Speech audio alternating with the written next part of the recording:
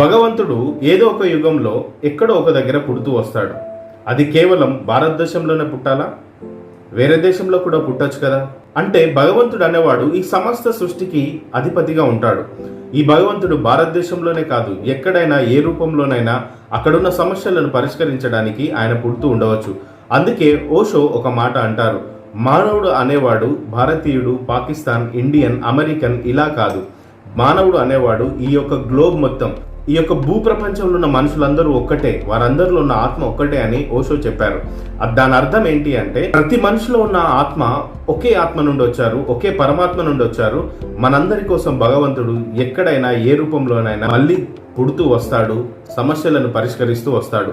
అందుకని మనం అర్థం చేసుకోవాల్సిన విషయం ఏంటంటే, ఈ యూనివర్సల్గా ఒక్కడే దేవుడు ఉన్నాడు. ఆ ఒక్క దేవుడిని ప్రతి ఒక్క సోల్ కనెక్ట్ అవుతూ వెళ్తుంది.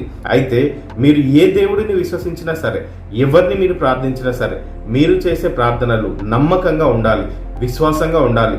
మీకేం కావాలో దాన్ని ముందుగా పొందుకున్నట్టుగా మీరు అతన్ని అడగండి. ఖచ్చితంగా మీరు అనుకున్న దానికంటే ఎక్కువగా దేవుడు ఇవ్వడానికి సిద్ధంగా ఉన్నాడు. దేవుడు మనలాంటి మనిషి కాదు, మనలాంటి మనస్తత్వం ఆయనకు ఉండదు. కేవలం ఆయన పేరు పెట్టి పిలిస్తేనే ఆయన మీకు ఆన్సర్ ఇవ్వడు.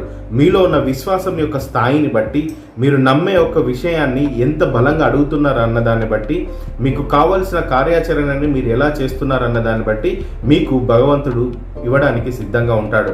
కాబట్టి మీ విశ్వాసం యొక్క స్థాయిని మీరు పెంచుకోనండి.